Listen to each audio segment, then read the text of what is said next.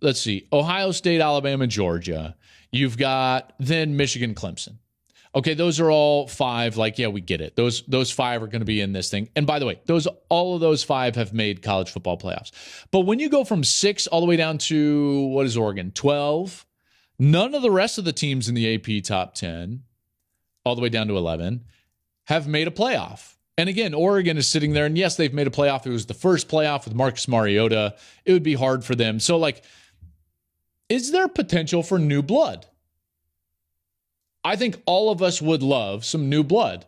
Like last year, I thought it was great that Michigan got there. You can say what you will about how they played against Georgia. And again, Georgia totally overmatched that Michigan team. Having said that, it was good to have new blood in the college football playoff. We need that. It's one of my main arguments for why it's needed to expand for a long time.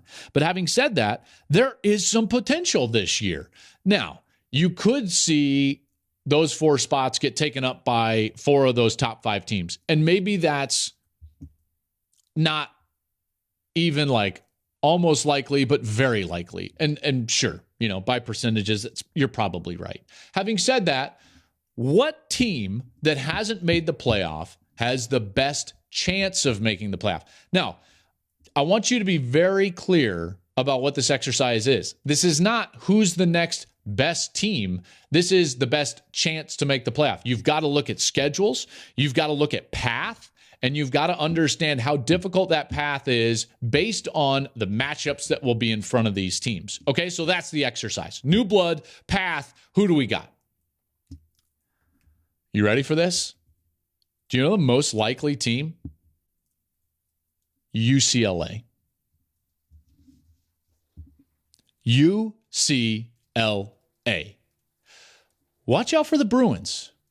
I'm not even telling you that this is like a likely scenario. I'm just saying, of the teams that have not made the playoff yet, the most likely path is UCLA. UCLA, first and foremost, is very balanced. Chip Kelly has done a heck of a job. Dorian Thompson-Robinson is playing at a borderline Heisman level, maybe Pac-12 Player of the Year level. His experience has materialized into efficient play. He's throwing the ball well. He's making plays with his feet. It's a team that can run it really well with Zach Charbonnet. Remember, he transferred from Michigan a couple of years ago. Jake Bobo, the transfer wide receiver. They throw it well. They throw it efficiently. They're good up front. They're really good up front. And I'm impressed with their offensive line, but it's not just an offensive team. This is not even like kind of Chip's teams from Oregon. This is a team that also goes out there and plays tough on the defensive side. Would it shock you to know that they're the number 2 total defense in the Pac-12? They're the first defense in the Pac-12. Number one in terms of yards per play. That's why they handled Utah. Nobody has handled Utah. Nobody since Cameron Rising was their quarterback.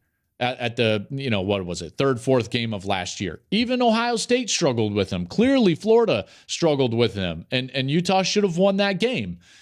This is a team that handled Oregon twice. That's a good football team. And UCLA totally beat them up last Saturday at the Rose Bowl. Thoroughly impressed with UCLA. Okay, so it's not just about UCLA. It's also about the path. So let's talk about the path just a little bit. And before we talk about UCLA's path, well, let's talk about UCLA's path. Here's what they've got in their next 4. At Oregon, Stanford, Arizona State, and Arizona.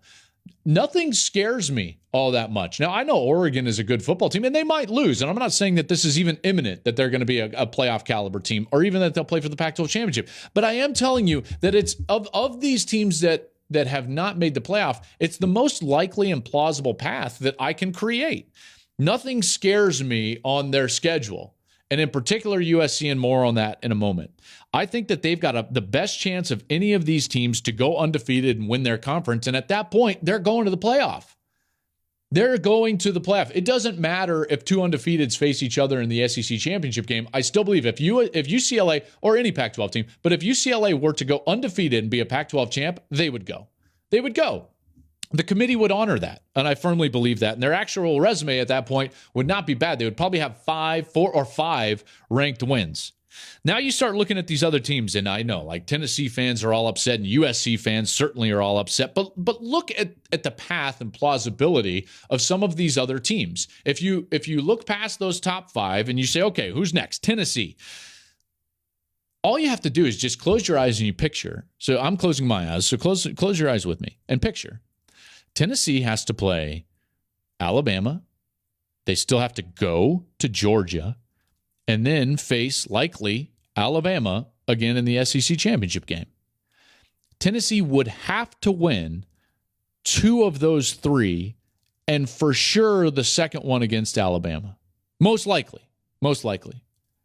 Is that all that plausible? That's nothing against Tennessee. I love what Tennessee is doing. Doesn't that seem a little premature for Josh Heupel? Doesn't it seem like what we've seen from them might fall just a little bit short against a Bama team this weekend, maybe? Or Georgia on the road? Or certainly in an SEC championship game with the stakes and the stage that game would have? I just don't think that that's very plausible. Even if you're a diehard Tennessee fan, you realize the uphill climb that is. 2 of those 3. Now we look at USC. And you might be thinking, well, Joel, isn't USC ranked higher than UCLA? And wouldn't their path be more plausible?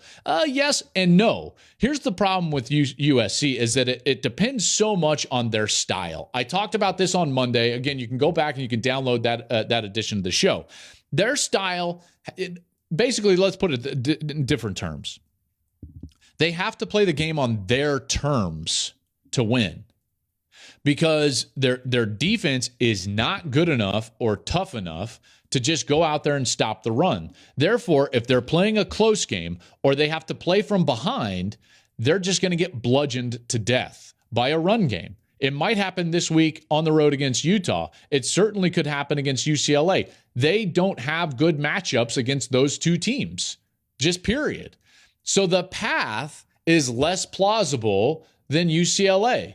I'm not even saying that like I like UCLA. No. It's just that USC is such a specific style of team. If their defense doesn't have a lead, they can't get pressure on the quarterback. If they don't get pressure on the quarterback, they don't cause the chaos in the pocket that leads to overthrows, tips, and the turnovers. They're number 1 in the country in interceptions. They're number 1 in the country in sacks. If you take that away from them and you force them to play what I would call balanced defense, they're in trouble. We saw that a little bit in Corvallis against Oregon State. Who's the next team? Oklahoma State. Well, listen, their next 4 are against ranked teams, including having to play Texas. I don't think that they have the margin and talent to just walk through that schedule in that league, which I already talked about as the deepest and most difficult to win. Who's next on that list? Penn State.